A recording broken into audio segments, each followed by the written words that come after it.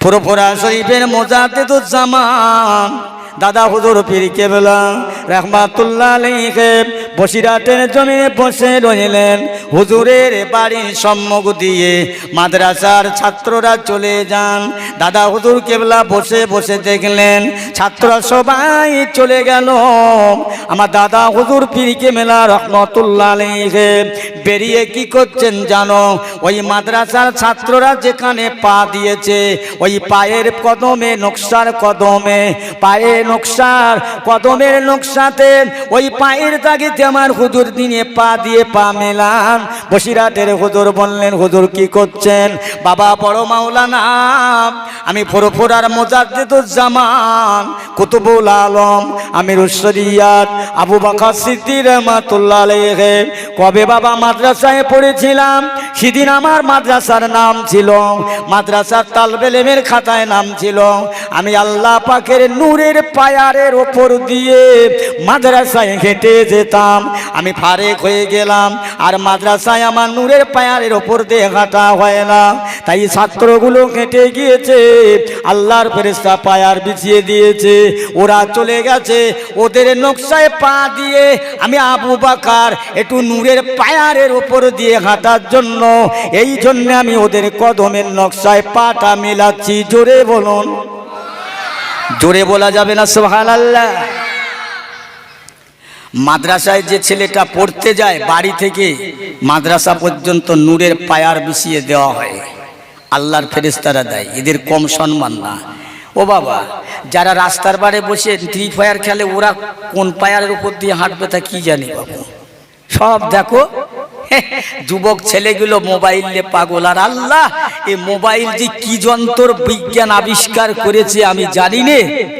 এতে যে এত মিথ্যে কথা, এতে যে এত ফালতু কথা, আর এতে কখনই ফোন করে পায়খানার ভিতরে পায়খানা ফিরতে ঢুকেছে বাস্তব, ওখানে হ্যালো নাউজুবিল্লাহ আস্তাগফিরুল্লাহ, পায়খানা বাদ দিয়ে ফোন করছে। কি সর্বনাশ, কি জামানা এলো রে বাবা।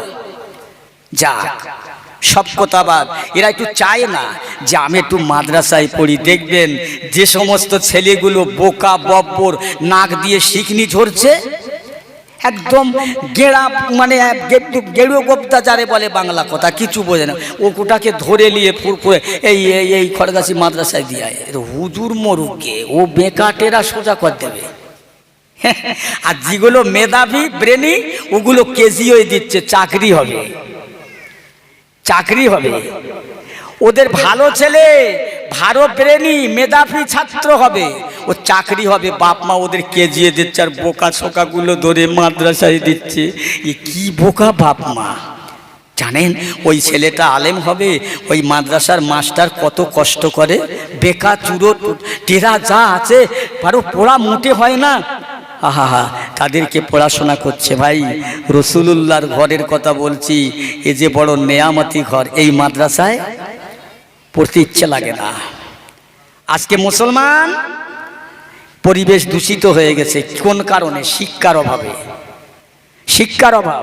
অন্যান্য জাতিরা এক একটা বাড়ি দুটো তিনটে করে চাকরি পাচ্ছে, এক একটা বাড়ি দু তিনজন লোক, বিশেষ করে অন্য কম ভাইরাই আমি নাম করে বলি বাঙাল জাতিরা, প্রত্যেকের ঘরে ঘরে চাকরি। আর মুসলমান বলছে এমন রাজ্যে বাস করছি মুসলমানের চাকরি নেই, তোমার কি আছে তা চাকরি দেবে? কচু এখনো পেটে ডুবুরি ফেলে দিলে হরফ পাওয়া যায় না। এমন কি এই ইসলাম ধর্মের মানুষ হয়ে এ গোসল করে কিভাবে জানে না, নিজের দেহটাকে পাক হবে কি করে এটাও জানে না, পেশাব ফিরে পানি লওয়া তো আলাদা জিনিস। এই কষ্ট নিচ্ছেন নাকি আমার কথায়? এই সবাই বলেন কষ্ট নিচ্ছেন নাকি? আমি কি আপনাদের শত্রু? আমি কি আপনাদের দুশ্মন? তাহলে যে কথাগুলো বলছি আপনাদের ভালো লাগছে না খারাপ লাগছে?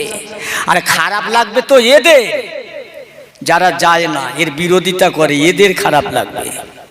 খারাপ লাগবে না বাবু? তালে তাল মিলালে হবে না। খোদার কসম করে বলি, এই দুনিয়াতে আল্লাহ আল্লাহ রসুল ছাড়া আমাদের কেউ নেই, আখেরাতে আল্লাহ আল্লাহ রসুল ছাড়া কেউ থাকবে না। যতই চাকরি করো ঠিক তাই করো। এ মুসলমান জাতির পরিবেশ খারাপ হয়েছে, এর ওষুধ কোথায়, এর দাওয়াই কোথায়? এর দাওয়াই হলো শিক্ষা। শিক্ষা জাতির মেরুদণ্ড, যার মধ্যে শিক্ষা আছে সে ধর্ম সম্পর্কে তার জ্ঞান আছে। বলেন না সুবহানাল্লাহ। শিক্ষা নেই তার কিছুই নেই। আমার পেয়ারা ভাইরা, তুমি যে কথা বলতে চাচ্ছিলাম, এই মাদ্রাসা এখন মক্কা শরীফের জমিনে একটা ছেলে মাদ্রাসায় পড়ে, খুব মন দিয়ে শুনবেন। বহু দিনেগার কথা, বহু আলেমদের কাছে শোনা, সেসব আলেম আর নেই, সব কবর বাড়ি চলে গেছে। কথা বুঝলেন? আমরাও একদিন যাব। মক্কা শরীফের জমিনটা বড় গরম, মরুভূমি।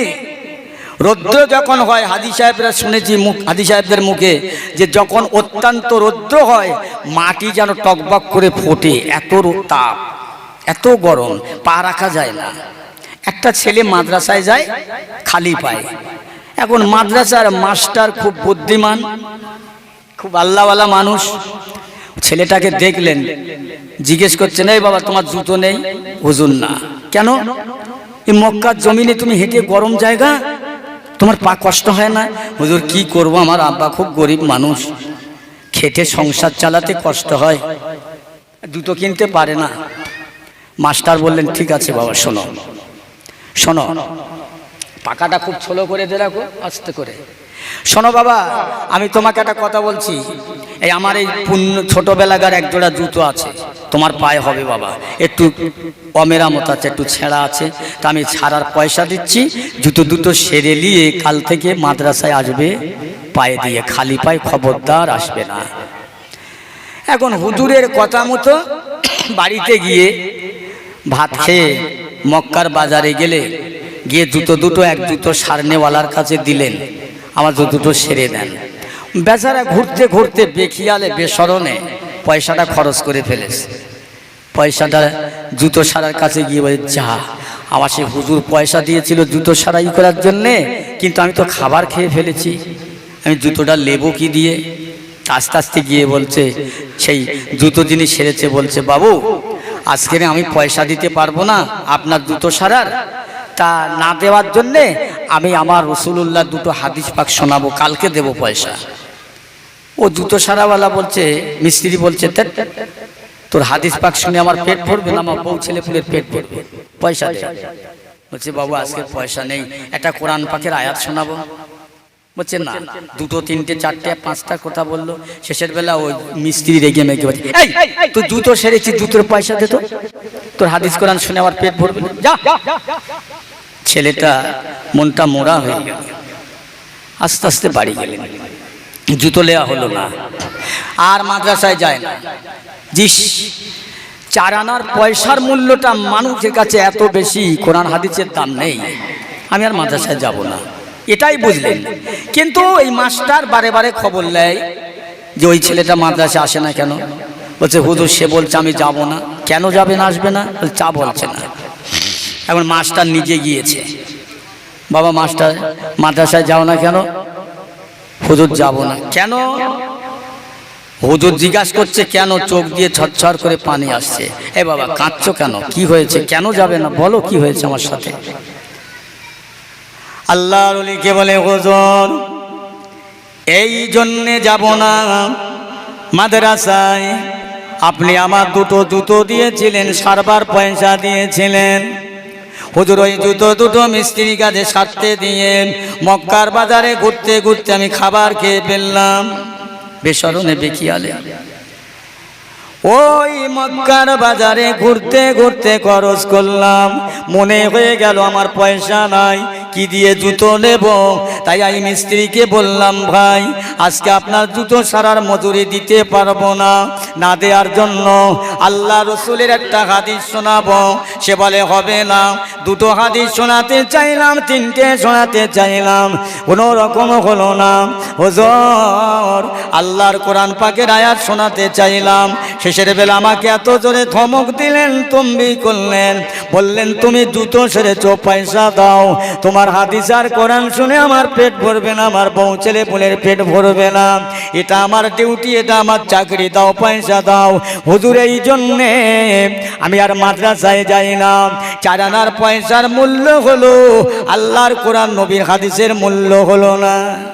মাস্টার খুব বুদ্ধিমান চালাক, তাই তো একে কি করে বোঝানো যায়? একটা সোনার থাম দিলেন, হীরা মতি বলে একটা জিনিস, বললে বাবা মক্কার বাজারে নিয়ে যাও তো, এর কে কত মূল্য বলে, কে কত দাম বলে, শুধু কারো কাছে বিক্রি করবে না, দামটা শুনে চলে আসবে। ও মেয়ারা মুসলমান বাবা আমার ভাই জানেরা, ভালো করে শুনেলেন, আল্লাহর বান্দা হুজুরের কাছ থেকে ওই মতি মুক্তর পাথরটা নিয়ে মক্কার বাজারে চলে গেলেন। মক্কার বাজারে গিয়ে দোকানদারের কাছে যান, মাসালার কাছে যান, ভাইজান এটা কি বলেন, এর দামটা কত বলেন? মাসালা বলে এটা রাস্তায় পড়ে পাওয়া পাথর। আলু ব্যাপারীর কাছে নিয়ে গেলেন, আলু ব্যাপারী বলে একটা রাস্তার গুড়িয়ে পাওয়া পাথর। সবার একই কথা। শেষ পর্যন্ত 3 তলা স্বর্ণকারের দোকান, ওখানেই নিয়ে গেলেন। দোকানদারকে বলা হলো, বলুন বলুন এইটার দাম কত, মূল্য কত? আমি বিক্রি করার জন্য আসেন নাই। স্বর্ণকার কষ্টি পাথরে ফেলে যাচাই করে দেখলেন, ওই স্বর্ণকারটা চিচাই করে দেখে বললে, বাবা তোমার এই জিনিসটার দাম কত, মূল্য কত আমি বলতে পারবো না, তবে এতটুকু বলতে পারি, আমার এই 3 তলা বাড়ি, আমার এর মধ্যে যা আছে সামানপত্র সব যদি তোমার দিয়ে দেই, আমার কিন্তু ওই জিনিসটার মূল্য দেওয়া শেষ হবে না। একবার জোরে বলা যাবে না সুবহানাল্লাহ? মাস্টার বলছে, মাস্টারের কাছে চলে আসলেন, বাবা বলো তো কে কত দাম বললেন? হুজুর মাছ ব্যাপারী বলেছে পাথর, আলু ব্যাপারী বলেছে পাথর, যেখানে নিয়ে গেছি সবার কথা এক পাথর। তা পাথরটা কি পাথর কেউ বললে না, দাম কত কেউ বলে না।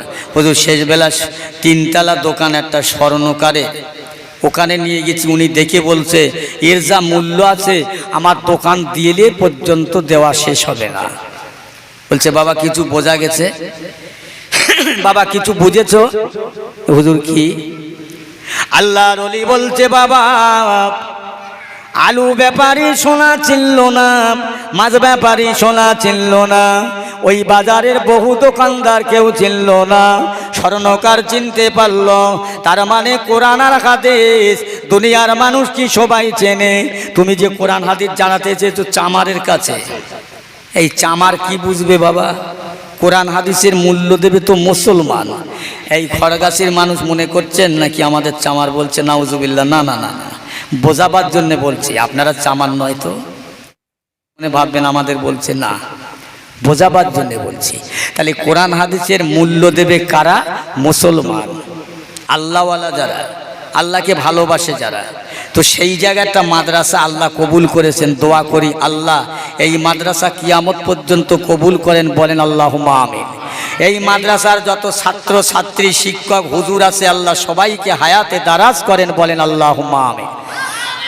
এই গ্রামের যত মানুষ মাদ্রাসার জন্য সাহায্য সহযোগিতা করে আল্লাহ সবাইকে কবুল করেন, বলেন আল্লাহুম্মা আমিন।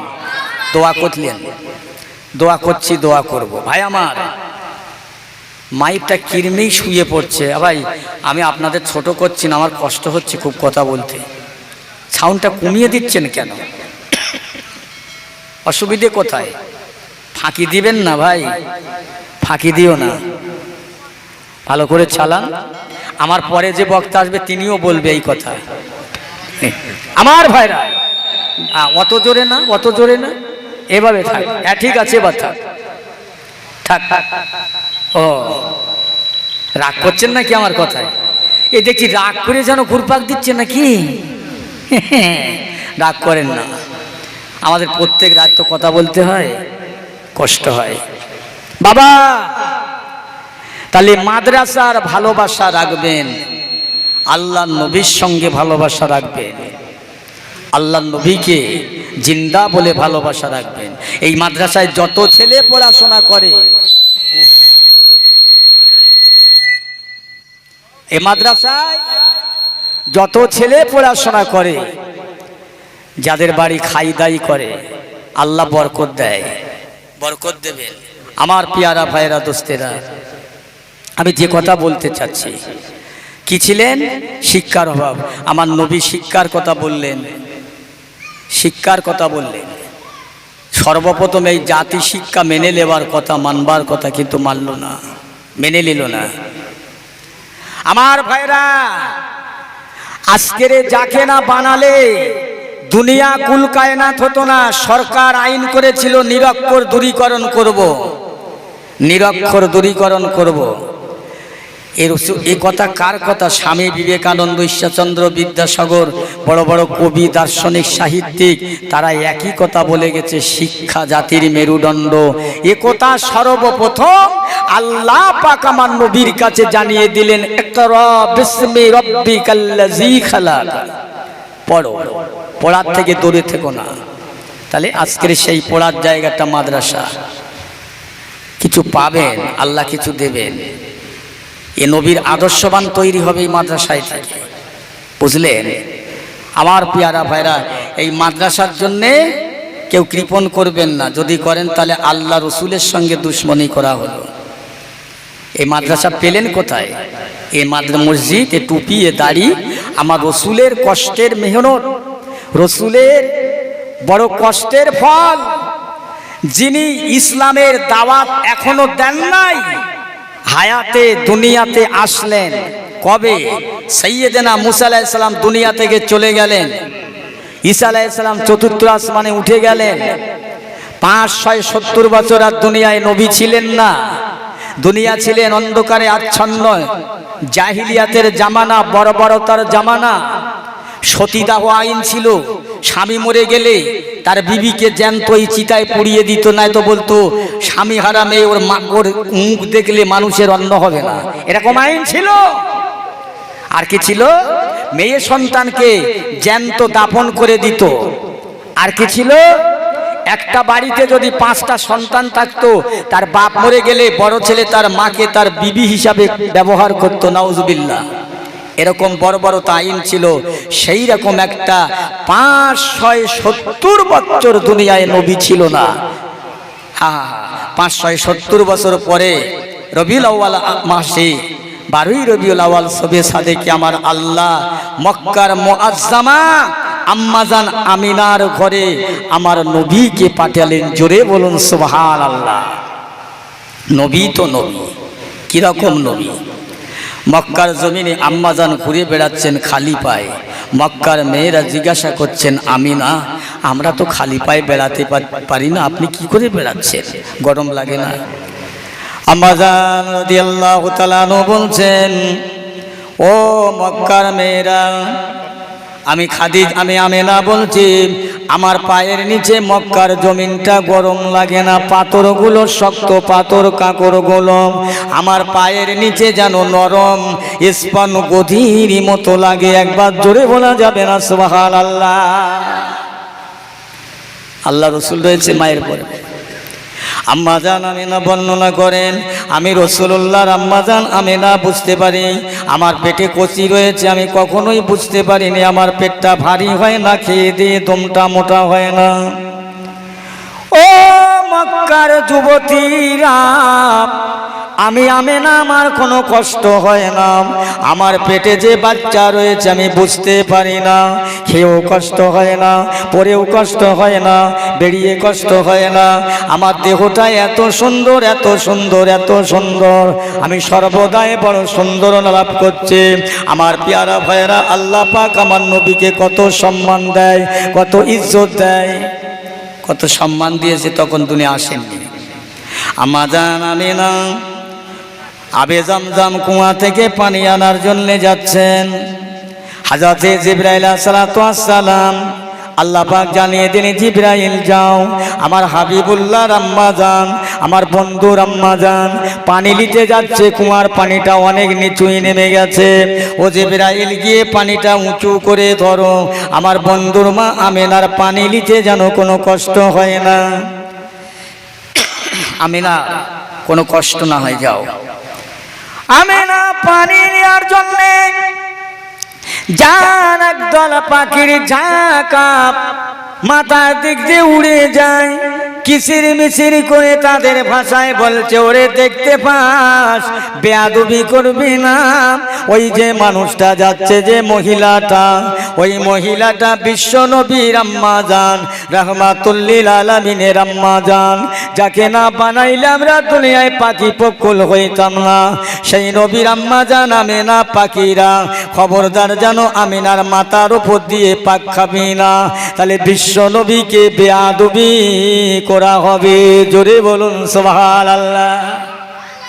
সেই নবী, যে নবীর ঘরের সামনে বসে আমরা জলসা শুনছি, দিচ্ছি, আহা, নবী আসলেন প্রত্যেকটা রাত। আল্লাহ নবীর আম্মা জান রাতের অন্ধকারে ঘুমের ঘরে স্বপ্ন দেখেন, কে যেন এসে বলে যায়, আমেনা, তোমার গর্ভে যিনি আছেন আর নাম আসমানি হলুম আহমাদি মুস্তফা মোহাম্মদুর রাসূলুল্লাহ, ইনি হলেন আখিরি জামানার পয়গম্বর, আখিরি জামানার নবী। আম্মা জানের ঘুম ভেঙে গেলেন, দেখা যায় নিচেই থেকে ঘরের চারিদিকে এত ভিড়, এত ভিড়, এত কলরহ। আমার ভাইরা, ঘরের চারপাশে আল্লাহর একদল কুদরতি রহমতি বাঘ, বাঘ, তারা সব চারদিকে থেকে তাদের ভাষায় তারা বলছে, আমেনা শুনতে পাচ্ছে, ও আমেনা, আমেনা, একবার দরজাটা খুলে দেন, আপনার কদমটা বাড়িয়ে দেন। আমরা দুনিয়ার মানুষ নয়, আমরা জঙ্গলের বাঘ নয়, আল্লাহর কুদরতি বাঘ। আমরা এসেছি আপনার কদমে একটু সালাম করে মাসাবা করে চলে যাব। আপনার ভাগ্য বড়, কপাল বড়, নসিব বড়, আপনি আখিরি জামানার নবীর পয়গম্বরের আম্মা জান। আমরা আপনার কদমে চুমাকে চলে যাব।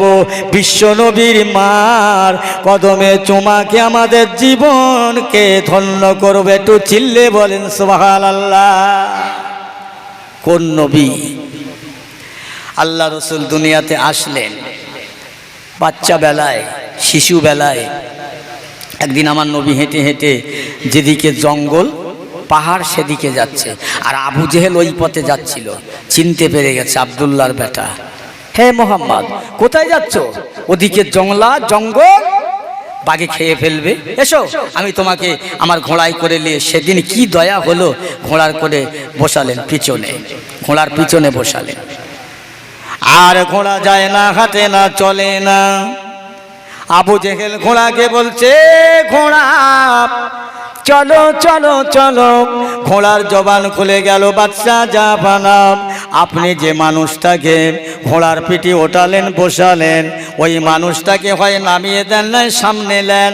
আমি ঘোড়া হাঁটবো, নইলে আমাকে মারতে মারতে মেরে ফেললে আমি পাটা তুলব না। কেননা যাকে না আল্লাহ বানাইলে দুনিয়া কুল কায়নাত হতো না। সেই মহান নবী, মহান নেতা, আখিরি জামানার পয়গম্বর আজকে আপনার পিছনে থাকবে, বিয়াদবি করবে, অসম্মান করবে। আমরা সহ্য করতে পারবো না। আমাকে মারতে মারতে যদি এখানে মেরে ফেলে দাও, আমি যদি নিহত হয়ে যাই, মরে যাব, তবু মুহাম্মাদের আমি অসম্মান করব না। একবার জোরে বলুন সুবহানাল্লাহ। আবু জেহেল বলে, বাবা মুহাম্মদ আমার সামনে এসো তো। আল্লাহ রসুলের সামনে বসালেন। ওই ঘোড়াটা এত জোরে দৌড়তে লাগলেন, দ্রুত বেগে দৌড়ে দৌড়ে আমার আম্মাজান আমিনার ঘরে পৌঁছে গেলেন।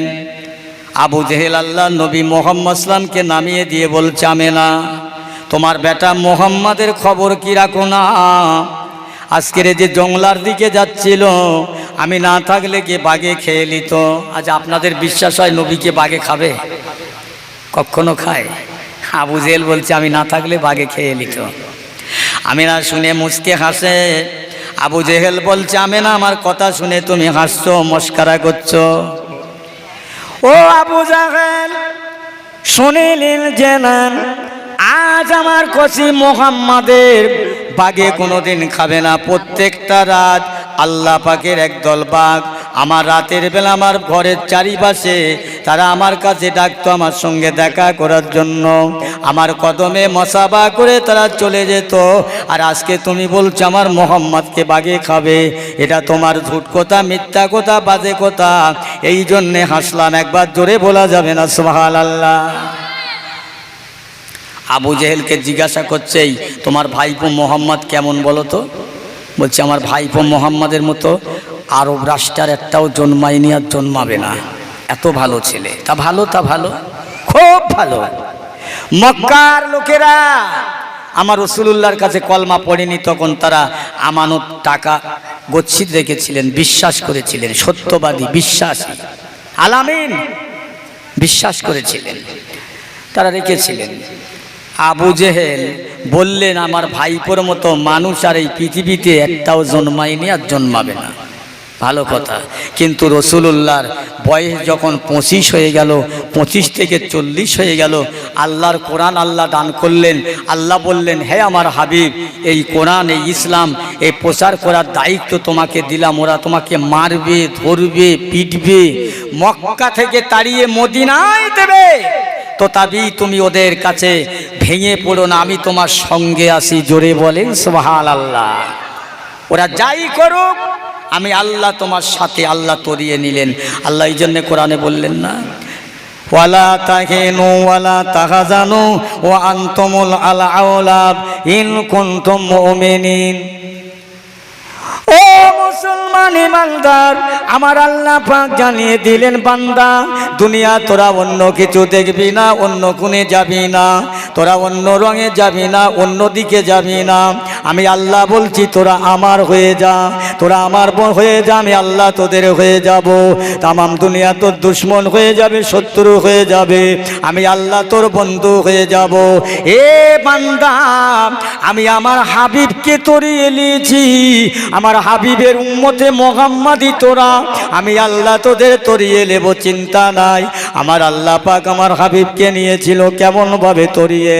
ও আমার পেয়ারা ভাইরা, আবু জেহেল এই না করতে লাগলো, যেই না আমার নবী ইসলামের দাওয়াত দিতে লাগলেন, ইমানের দাওয়াত দিতে লাগলেন। এই ইমানের দাওয়াত দেওয়ার জন্যে আমার নবী মার খেলেন তায়েবের জমিনে, ওহুদের যুদ্ধে দান শহীদ করলেন।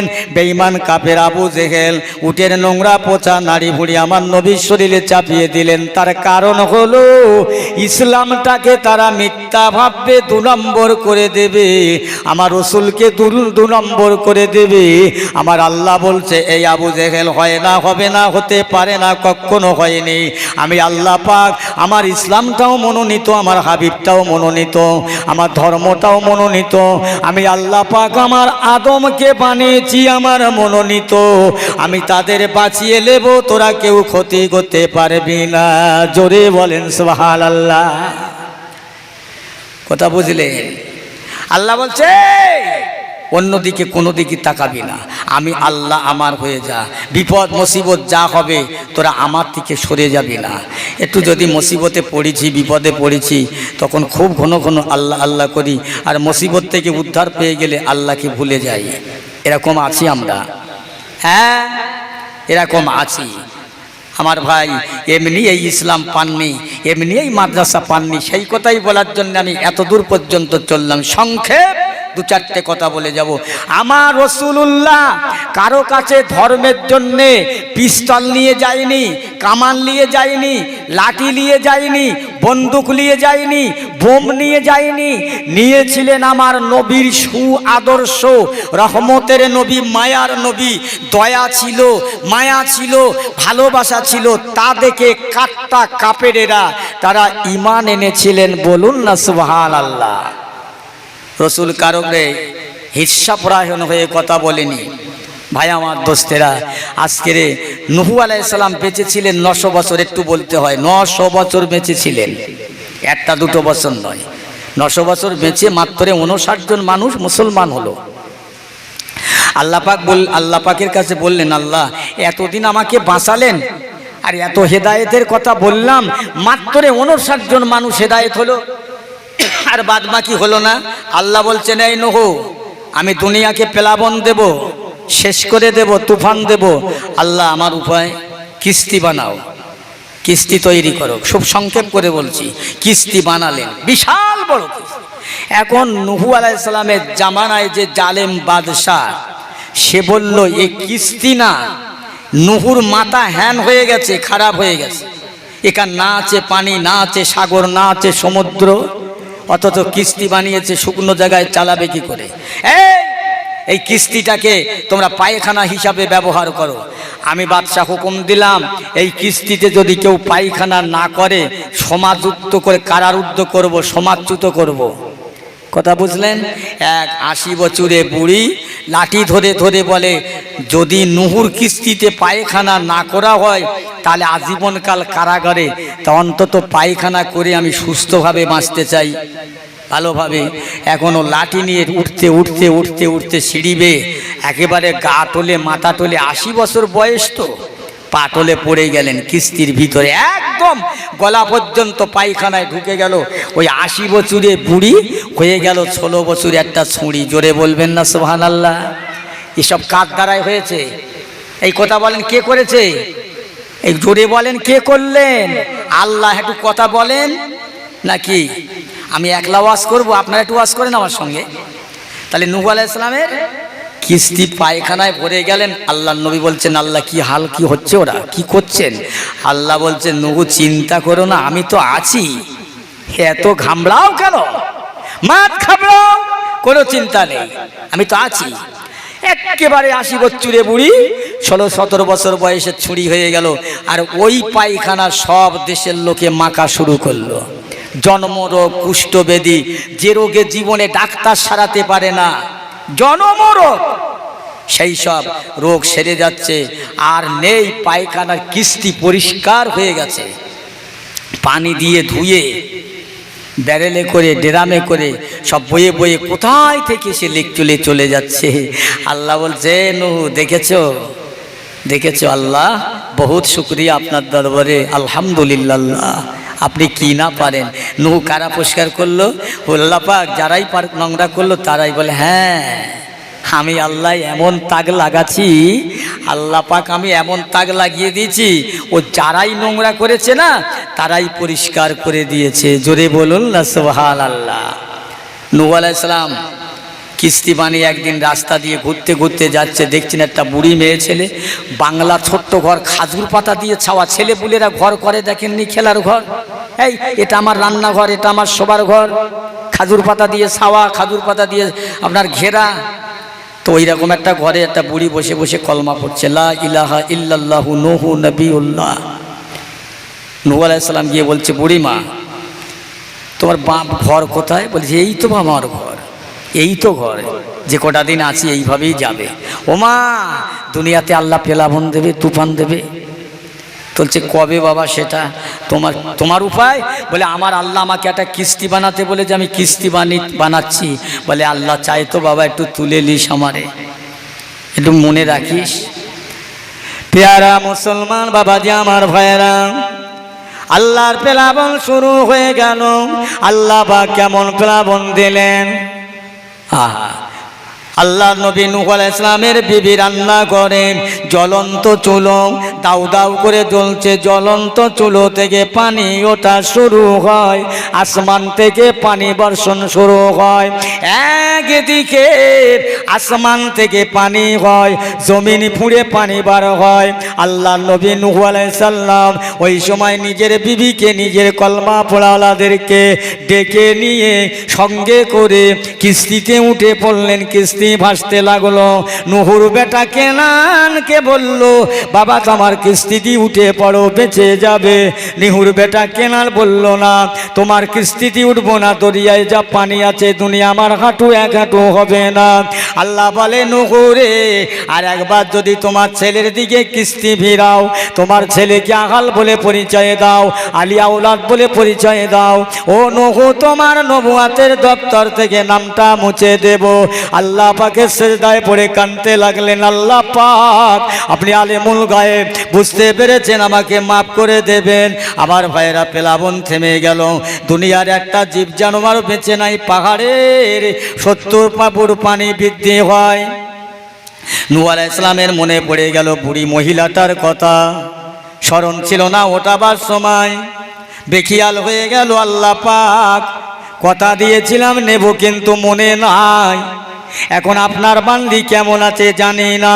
প্লাবন থেমে যায়, আল্লাহ নবী ঘুরতে ঘুরতে ওই জায়গায় যে দেখছে সেই বুড়ি মহিলাটা এখনো বিদ্যমান ওই ঘরে বেঁচে আছে। একবার জোরে বলা যাবে না সুবহানাল্লাহ? আল্লাহ নবী নূহ আলাইহিস সালাম গিয়ে বলছে, মা কেমন আছো? মা ভালো আছি বাবা। আপনি কি সেই নূহ নবী? বলে হ্যাঁ মা। এখানে কতদিন আছো? বলে সেই থেকে আছি বাবা। আল্লাহর বান্দি বুড়ি মেয়ে ছেলে বলছে, বাবা ও জামানার পয়গম্বর, কবে বাবা তুফান হবে, প্লাবন হবে, কদিন বাকি আছে? নূহ আলাইহিস সালাম বললেন, মা তুমি কি কিছুই জানো না? বলে বাবা প্লাবন তো হয়ে গেছে মা। কবে প্লাবন হলো, কবে কি হলো বাবা? ঠান্ডা পানির বাতাস আমার গায়ে লাগলো না। একবার জোরে বলা যাবে না সুবহানাল্লাহ? সুবহানাল্লাহ তো বেশ জোরে হচ্ছে, খুব জোরে হচ্ছে। দরুদ শরীফ আল্লাহুম্মা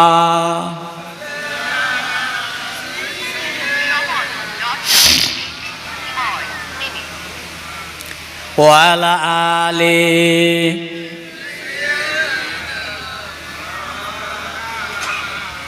আমার ভাইরা, তাহলে বুড়ি মহিলাটা কার উপরে ভরসা ছিল?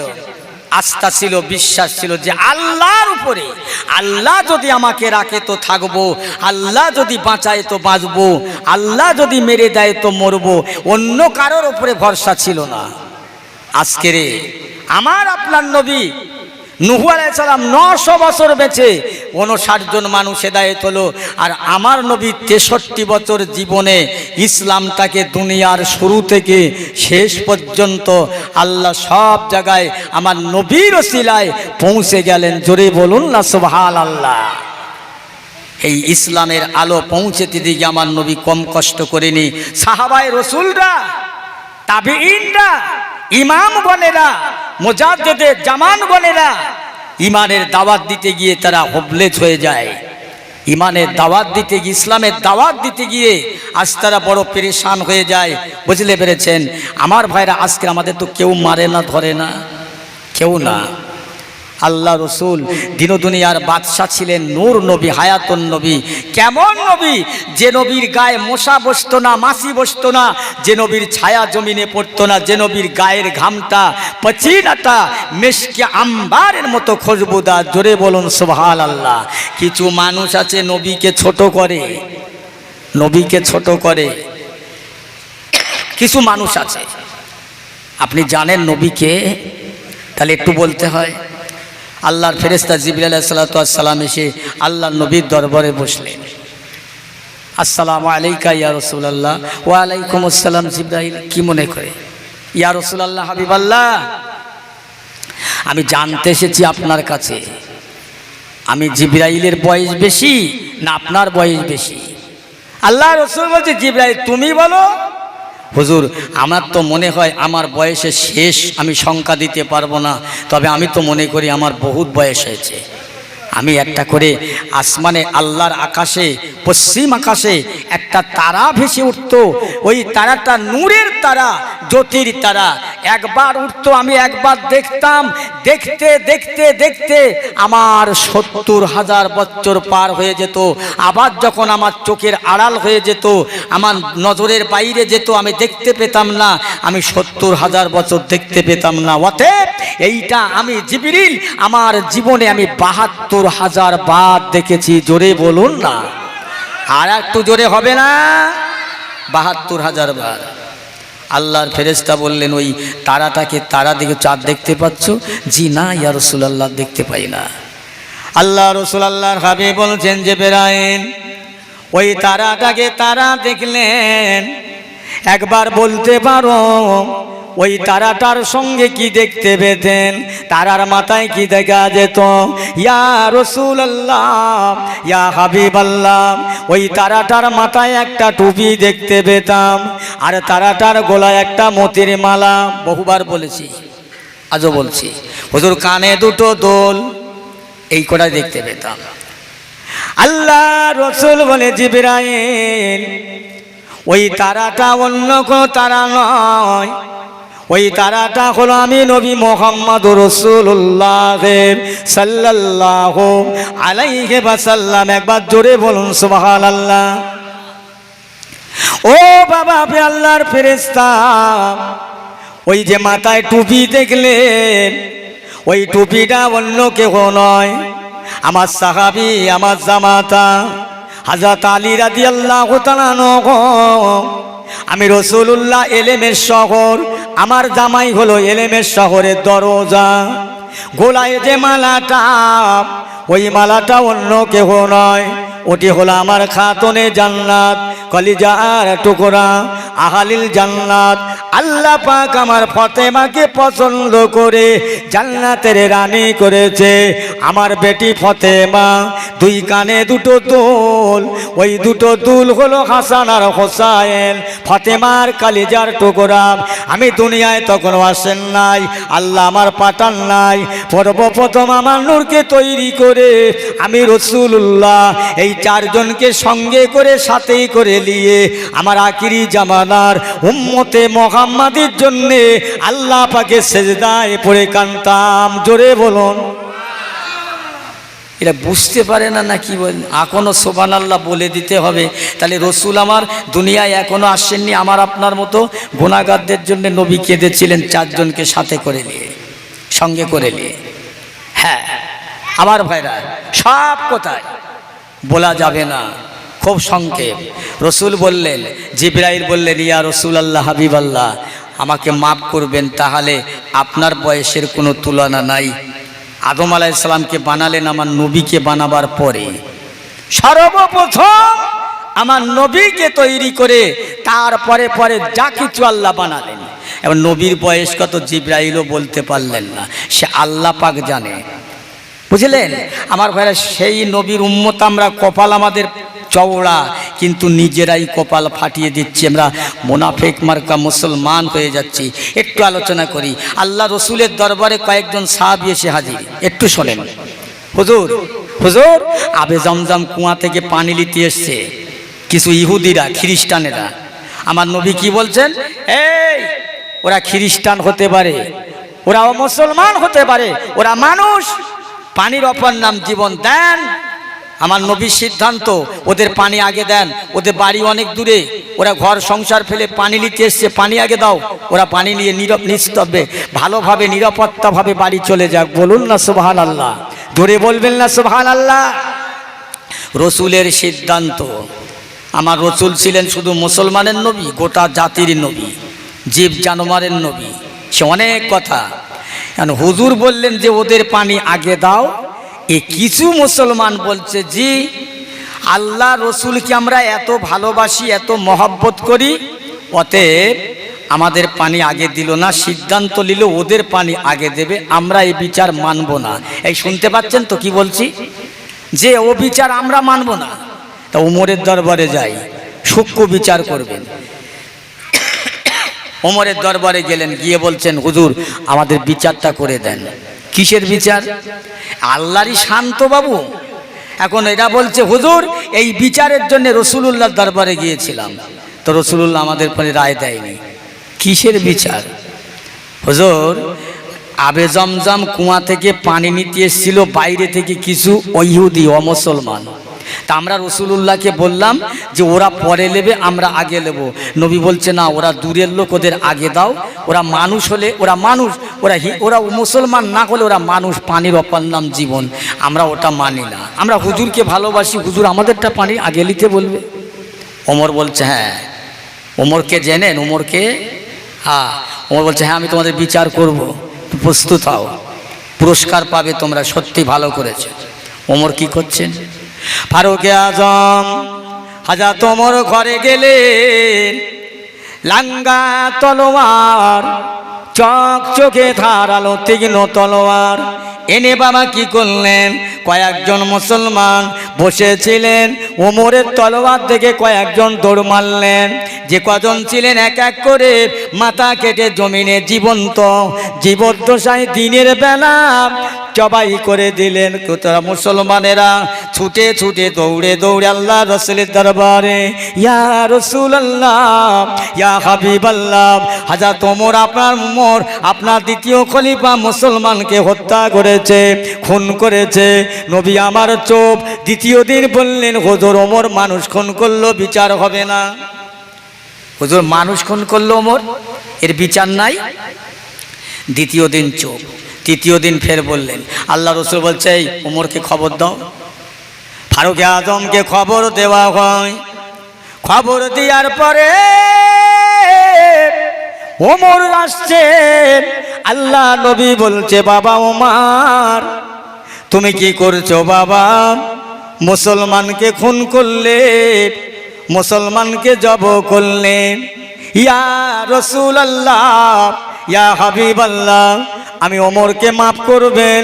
মুসলমান যদি মেরে আল্লাহর জাহান্নামায় যেতে হয়ে যাব, কিন্তু আমি ওমর বেঁচে থাকতে আপনার সিদ্ধান্ত অ্যাভয়েড করা লোককে ছাড়ব না। ইয়া রাসূলুল্লাহ, আপনার সিদ্ধান্ত মানল না, আপনার সিদ্ধান্ত মেনে নিল না, আপনার চুক্তি মেনে নিল না, আপনার বিচার মেনে নিল না, আল্লাহকে মেনে নিল না, আল্লাহর সিদ্ধান্ত মানল না, ওই ব্যক্তিটা কখনো মুসলমান হতে পারে না। জোরে বলুন সুবহানাল্লাহ। শুনছেন? জামানা পাল্টে গেছে। সকালে এক কথা, বিকালে এক কথা। ইমান তো কেনা বেচার সময় চলছে। দুটো কথা শুনে রাখ বাবা, দুটো কথা শোন, একটু মহব্বত করে বলেন আল্লাহুম্মা। এই কমিটির লোকের কাছে চা চেয়েছি, তা কই গো বাবু?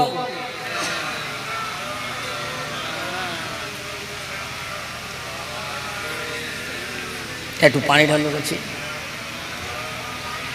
সালামেরি গজরাম, দরুদেরি গার, ভালোবেসে খোদা যাকে দিলেন উপহার, সে যে মোরে নূর নবী কামেলিওয়ালা, তাহার শানে পড়েন সবাই সাল্লে আলা। আল্লাহুম্মা, জোরে জোরে সাল্লে আলা।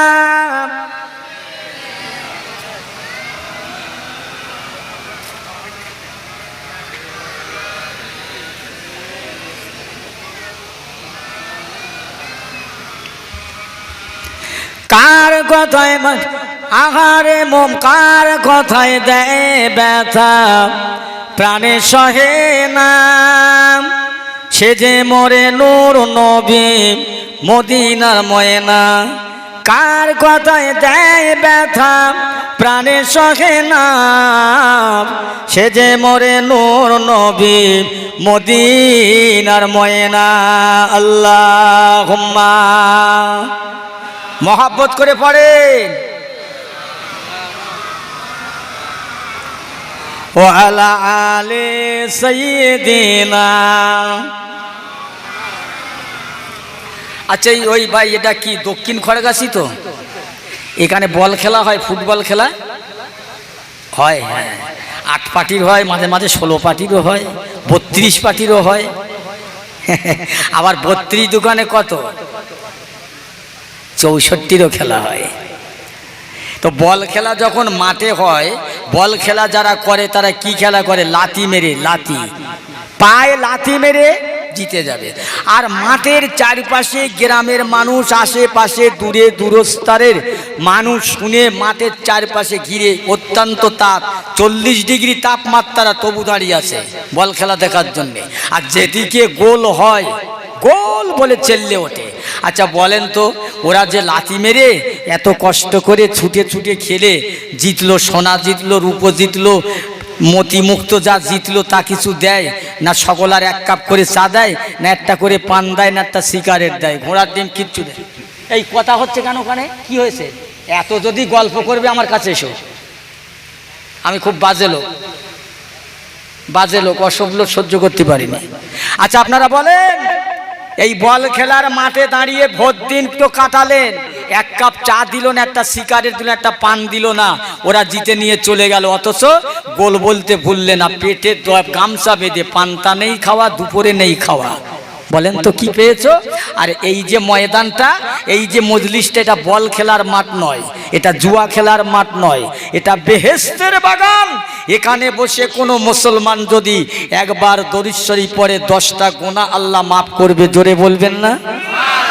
10টা নেকি আল্লাহ দান করবে। আর একটু জোরে হবে না?